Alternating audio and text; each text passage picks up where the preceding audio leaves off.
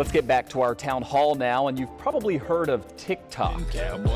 It is a social media platform that's popular, especially with teenagers and young adults, home to viral dance videos, but also growing controversy. Last night, President Trump signed an executive order that in 45 days will ban all U.S. companies from working with ByteDance, that is TikTok's parent company based out of China.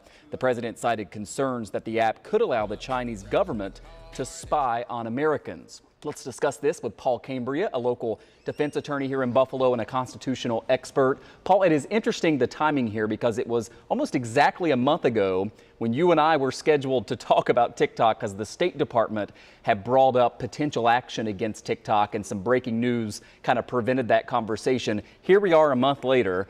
Before I ask you about the precedent and your reaction to this, can you just kind of break down for our viewers what this executive order really means? Well, what it really means is that the president and actually the Senate as well has taken the position that China may be using this to collect data, biomedical data, link data for those of us who use computers, which probably all of us. And anyway, it's kind of an espionage thing that they're worried about. The Senate has banned all government agencies from downloading this app or using this app. And now the president has basically said that companies like Google and Apple can't sell the app anymore. So now there's a lot of issues that arise as a result of that. You had mentioned to me a moment ago, you frankly are worried about the precedent that this sets. What is it that concerns you with this executive order? Well, what concerns me is the government is, understand the content, what's being broadcast by TikTok.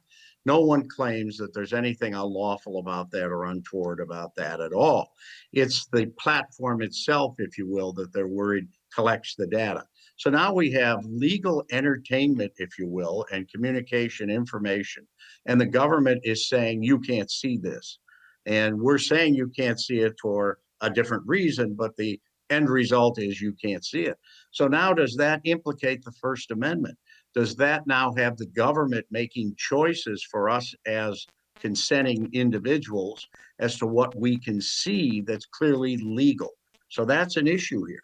So generally, the First Amendment and the Constitution in general will overrule any type of executive order or law that Congress passes, right? So does this go now through the legal process to find out if this is constitutional?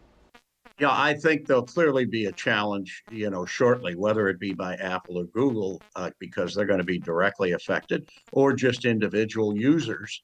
I think there'll be a challenge, and the courts will make a decision as to whether or not the president has this power, or whether or not what he's done is excessive, that there's some other way to deal with it without shutting down legal information.